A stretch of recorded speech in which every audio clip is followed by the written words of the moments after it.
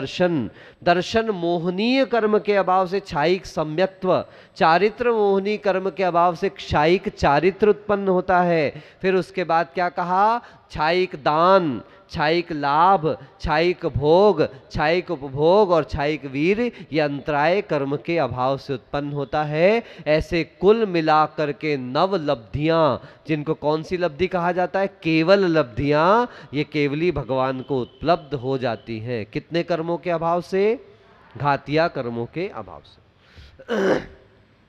बंध हेत्व भाव निर्जराभ्याम कृत्स्न कृत्स्न कर्म विप्रमोक्षो मोक्षः। बंध हेतु भाव निर्जराभ्याम कृत्स्न कर्म विप्रमोक्षो मोक्षः। देखो सूत्र का ध्यान दीजिएगा, मैं जैसा बोल रहा हूं, बंध हेतु अभाव यानी बंध के कारणों का अभाव हो जाने से, हमने तेल लगाया ही नहीं तो धूल चिपकेगी नहीं। ऐसे राग द्वेष मोह आदि का क्षय हो जाने से, घातिया कर्मों का क्षय हो जाने से कर्मों की निर्जरा होगी, जिससे कृत्स्न कर्म विप्रमोक्षो, संपूर्ण कर्मों का अभाव। अभी तो घातिया किया तो कैवल्य उत्पन्न हुआ, उसके बाद अघातिया का भी नष्ट कर देने से क्या उत्पन्न हो जाएगा, मोक्ष हो जाएगा। कृत्स्न यानी संपूर्ण कर्मों का, विप्र मोक्षो नष्ट हो जाने से जीव को क्या उत्पन्न हो जाता है, मोक्ष। कहां पर होता है, बोलो बोलो कहां होता है, यही होता है भैया, ऊपर थोड़ी ना होता है मोक्ष। लोग कहते हैं मोक्ष ऊपर है, मोक्ष ऊपर, होता कहां है ये बताओ। होने के बाद जीव वहां जाता है, ध्यान रखना। वही बात अभी आगे कहेंगे। औपशमिकादि भव्यत्वानाम च, यानी जो औपशमिक आदिक भाव थे, भव्य अभव्यत्वादिक जो भाव, अभव्य तो था ही नहीं, भव्यत्व जो गुण भी था पारिणामिक, ये सब भी अभाव को प्राप्त हो जाते हैं। अब वहां पर क्षयोपशम भाव नहीं, अब मति ज्ञान नहीं, श्रुत ज्ञान नहीं, अवधि ज्ञान नहीं, मन परे ज्ञान नहीं। क्यों, बाप आ गया, कौन, केवल ज्ञान आ गया। अरे भैया सूरज के सामने दीपक रहता है क्या, हाँ रहता है ना, कौन सी बिल्डिंग की 9वीं मंजिल पर रहता है। अन्यत्र केवल सम्यक्त्व ज्ञान दर्शन सिद्धत्वेभ्यः। इसके अलावा वो क्या पूछ रहे हैं भैया कि सब भावों का अभाव हो जाता है, तो बोले नहीं भैया, अभी हमने आपको ऊपर क्या बताया कि मोक्ष होने पर कैवल्य उत्पन्न होता है, तो केवल सम्यक्त्व यानी क्षायिक सम्यक्त्व, केवल ज्ञान, केवल दर्शन, सिद्धत्व, इन भावों को छोड़कर अन्य प्रकार के भावों का मोक्ष में अभाव हो जाता है। अब कोई आवश्यकता नहीं ऐसे भावों की जो संसार के कारण थे, वो सारे भावों का क्या हो जाता है, अभाव। क्या होता है ये तो बताओ, जो पूछा मोक्ष हो गया तो क्या हो गया, तदनंतरम, सॉरी तदनंतर मूर्ध्वम गच्छत्या लोकांतात। चलिए मैं पूरा सूत्र बोल रहा हूं, आप सुनिएगा। तदनंतर मूर्ध्वम गच्छत्या लोकांतात, वेरी गुड। तत् अनंतरम ऊर्ध्वम गच्छति आ लोकांतात, यानी मोक्ष होते ही साथ जीव कहाँ जाता है, ऊर्ध्वम, सीधा ऊपर। बंदूक से जैसे गोली छोड़ के सीधी जाती है, बिल्कुल सीधा ऊपर जाता है। कहाँ तक जाता है, आ लोकांतात, लोक के अंत तक जाता है। ये गलत बात है। क्यों, आगे क्यों नहीं जाता, इसलिए नहीं जाता, एक बार 5 के बाद पहले 8वें नंबर का सूत्र पढ़ लो सीधे। धर्मास्तिकाया भावात। भैया आपने शुरू में पढ़ा था ना कि लोक के बाहर धर्म द्रव्य नहीं है, अधर्म द्रव्य नहीं है, आकाश द्रव्य नहीं है, है, हाँ ठीक ठीक है, काल द्रव्य नहीं है। आई बात समझ में? इसी कारण से जीव और पुद्गल वहां पर नहीं है, क्योंकि उनको ले जाने वाला, उनको रोकने वाला द्रव्य वहां पर, जगह देने वाले तो खूब बैठे हुए हैं, लेकिन वहां तक ले जाने वाला, वहां से लाने वाला द्रव्य जो धर्म द्रव्य था और अधर्म द्रव्य, इनका वहां पर अभाव है। इस कारण जीव कहां रुक जाता है? देखो, इस अपेक्षा से सिद्ध भी बंध गए। क्या सुना? इस अपेक्षा से सिद्ध भी बंध गए, क्योंकि सिद्ध भी लोक के बाहर, और यदि लोक के बाहर जाते तो घूमते रहते सीधे सीधे सीधे सीधे, क्योंकि अनंत है, अनंत में तो जाते रहेंगे जाते रहेंगे जाते रहेंगे। इसलिए कहां रोक दिया गया? किसने रोक दिया? किसी ने रोका नहीं, रुक गए। क्यों? धर्मास्तिकाया भावात, आगे धर्म द्रव्य है ही नहीं, मूवमेंट के लिए कुछ है ही नहीं, तो इसलिए रुक गए। ट्रेन कहां तक जाएगी? पटरी है जहां तक, लोक के आगे बाहर पटरी है ही नहीं धर्म द्रव्य की। पूर्व प्रयोगा दसंगत्वाद बंधच्छेदात तथा गति परिणामाच। देखिए, 4 कारण बता रहे हैं। पूर्व प्रयोग से, संग से रहित होने से, कर्म बंधन के नष्ट होने से और ऊर्ध्वगमन स्वभाव होने से जीव कहां जाता है? प्रश्न पूछा, ऊपर ही क्यों जाता है? तो उन्होंने कहा, उदाहरण देखिए, फिर आपको बताते हैं। आविद्ध कुलालवत व्यपगत लेपा लाभ वदेरंड बीज वदग्नि शिखावच्च।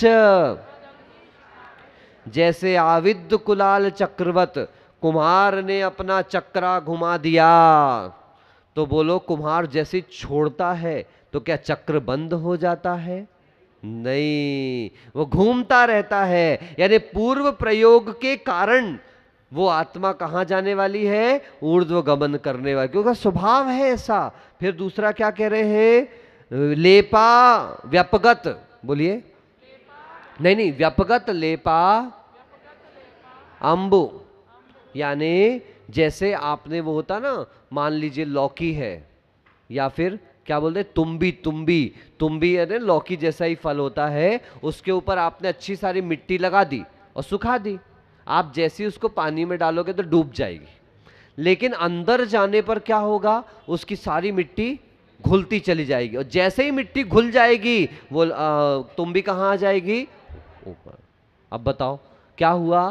कर्म बंधन के नष्ट हो जाने से वह जीव कहां जा रहा है? ऊपर। यानी परिग्रह नहीं, सॉरी, परिग्रह के छूट जाने से वो जीव, जैसे तुम्बी के ऊपर लगी हुई मिट्टी के निकलने से तुम्बी पानी पर तैरने लगी, ऐसे ही आत्मा भी परिग्रह मुक्त होने के कारण वह नियम से ऊर्ध्वगमन करेगी। तीसरा क्या कहा? एरंड बीजवत, जैसे आपने अरंडी का बीज देखा होगा, वो सफेद सफेद उड़ते नहीं है वो, तो जैसे ही वो फूल के अंदर से अलग होते बस छूटते हैं, उड़ते हैं। कैसे हो गए भैया? तो कर्म बंधन के मुक्त होने से, वो अभी उसको बंधन था, वो बंधन से वैसे मुक्त हुआ तो उड़ गया। ऐसे जीव भी कहां जाएगा? उड़ने नहीं लगेगा, ऊपर की तरफ चला जाएगा। और अंतिम क्या कहा? अग्नि शिखावत च, यानी उसका तो स्वभाव है ऊर्ध्वगमन का। कैसा? अग्नि का स्वभाव कैसा है, ऐसी आत्मा का स्वभाव क्या है? तो बाकी सारे उदाहरण फेल हैं। एक उदाहरण याद रखो, स्वभाव को कोई रोक नहीं सकता है। जब जीव अपने स्वभाव में आ गया है, तब उसको संसार की कोई शक्ति रोकने वाली, और आगे क्यों नहीं जाएगा वो आपको बता दिया, धर्मास्तिकाया भावात। अब अंतिम सूत्र बहुत सुंदर है, थोड़ा सा ध्यान से देख करके चलेंगे। ये बताया जा रहा है मुक्त जीवों में भी भेद होता है। अपन आदमी, अपन तो संसारी ऐसे ही हैं, उनमें भी भेद कर दिया। देख लो, अपने घर में तो भेद किए ही किए थे, समाज में तो भेद किए ही किए हैं। कोई जैन नहीं लिखता अपने नाम के आगे। आप लोग क्या क्या लिखते हैं? श्वेतांबर अपने समाज के ना सरनेम लिखते हैं, दिगंबर अपने समाज के सरनेम लिखते हैं। उसमें भी भैया कोई कुछ है, कोई कुछ है, कोई कुछ है। इसी कारण से जैनों की अच्छी जनसंख्या होने के बावजूद भी हम लोगों को बहुत नुकसान उठाना पड़ता है। क्यों? क्योंकि हम लोग अपने नाम के पीछे जैन नहीं लिखते हैं। देखो, और हम लोगों ने खुद तो अलग अलग हुए ही हुए हैं।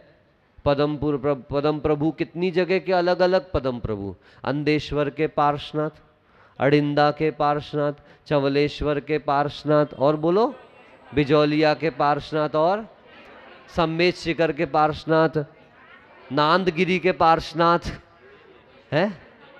देवपुरी के पार हम भूल ही गए, बताओ देवपुरी के पार्श्वनाथ कितने पार्श्वनाथ? पार्श्वनाथ तो एक ही है, पर ये हमारी भेद दृष्टि है, हम अपने घर वाले पार्श्वनाथ भूल गए। बताओ, क्षेत्र काल गति लिंग तीर्थ चारित्र प्रत्येक बुद्ध बोधित ज्ञानावगाहनांतर संख्याल्प बहुत्वतः साध्याः। क्षेत्र काल गतिलिंग तीर्थ चारित्र प्रत्येक बुद्ध बोधित ज्ञानावगाहनांतर संख्याल्प बहुत्वतः साध्याः। इतनी अपेक्षाएं बताई जा रही है, इनकी अपेक्षा से सिद्धों में भेद बता रहे हैं। क्षेत्र की अपेक्षा से देखो तो कोई भरत क्षेत्र से मुक्त हुआ है, कोई ऐरावत क्षेत्र से मुक्त हुआ है, कोई विदेह क्षेत्र से सिद्ध हुआ है, तो क्षेत्र की अपेक्षा से भेद हो गया।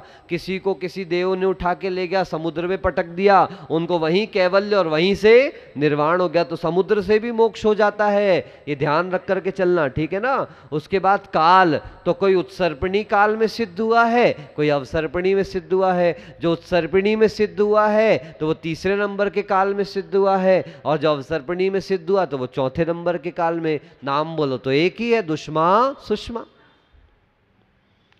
गति की अपेक्षा से तो कोई मनुष्य गति से सिद्ध हुआ है, कोई सिद्ध गति से सिद्ध हुआ है। महाराज सिद्ध गति से कैसे? भैया सिद्ध होते ही उनकी गति कौन सी हो जाती है? सिद्ध गति हो जाती है, ठीक है ना। आगे बढ़े। लिंग, वैसे तो सब अलिंग होके नवे गुण स्थान से सब अलिंग हो जाते हैं, लेकिन द्रव्यवेद की अपेक्षा से देखा जाए तो पुरलिंग से ही मोक्ष हुआ करता है, और भावलिंग की अपेक्षा से स्त्री वेदी, पुरुष वेदी और नपुंसक वेदी तीनों को मोक्ष हो सकता है, लेकिन तीर्थंकर नियम से पुरुष वेदी ही होते हैं। वेद मतलब अंदर के परिणाम, लिंग मतलब बाहर का शरीर। तीर्थ की अपेक्षा से तो कोई स्वयं तीर्थंकर बन के सिद्ध होते हैं, और कोई तीर्थंकर बने बिना सामान्य अरिहंत बनकर सिद्ध होते हैं। कोई तीर्थंकर के साक्षात रहते सिद्ध होते हैं, कोई तीर्थंकरों के बिना भी सिद्ध हो जाया करते हैं। उसके बाद चारित्र, तो चारित्र की अपेक्षा से तो एक ही चारित्र होगा भैया, लेकिन भूतपूर्व नए की अपेक्षा से सामायिक, छेदोप्रस्थापना, परिहार, विशुद्धि, सूक्ष्म सांप्राय, इन सभी चारित्रों से सिद्धि मानी जाती है। प्रत्येक बुद्ध बोधित, यानी प्रत्येक बुद्ध और बोधित बुद्ध।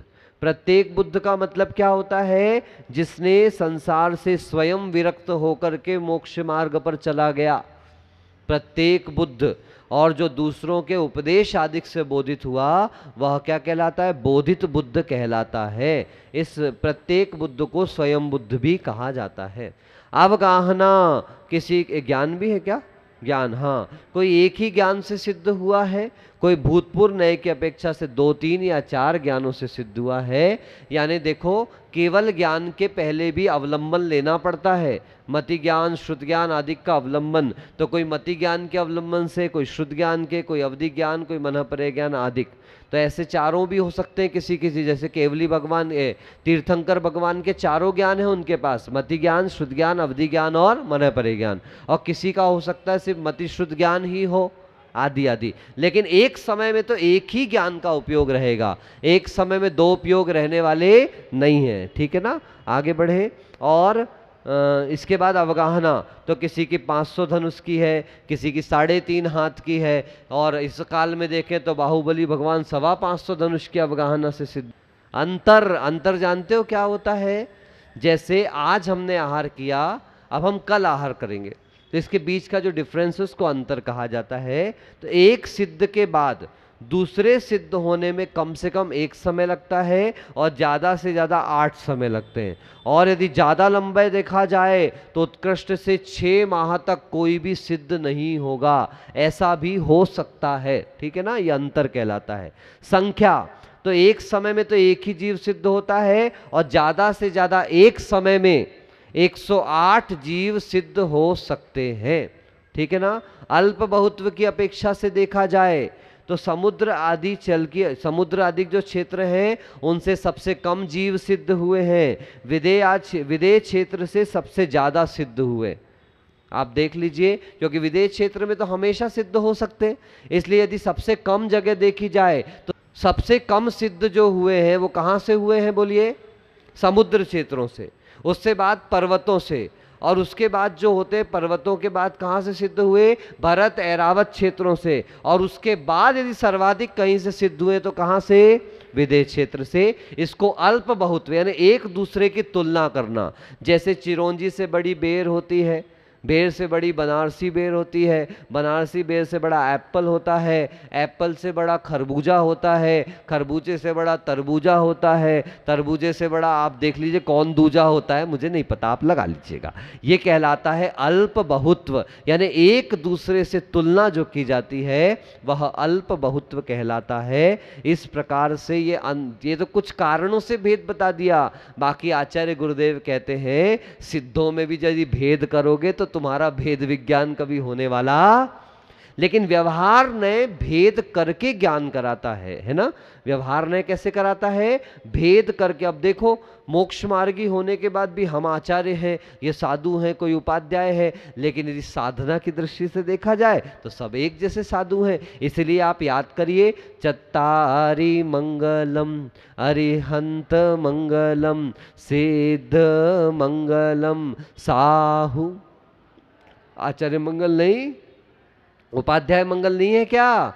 तब आचार्य कहते भैया साधु मंगल से सारे मंगल हो गए, इसलिए साधु पने को सर्वश्रेष्ठ कहा। जब समाधि का समय आता है तो कितने ही पद हो अपने पास, ये सारे पद त्याग करने होते हैं, और नहीं त्याग कर पाओ, यदि देखो भावना रही हो तो भी चल जाएगा, यदि नहीं मैं तो आखिरी समय तक भी ये भाव रहा है मैं आचार्य हूँ, मैं उपाध्याय हूँ आदि आदि, तो याद रखें ऐसा समाधि साधक नहीं कहला पाता, उसकी समाधि बिगड़ती है और वो नियम से निम्न पर्यायों को प्राप्त करता है। इस प्रकार से श्रीमद् उमा स्वामी विरचित तत्त्वात् सूत्रस्य 10वां अध्यायः गतः।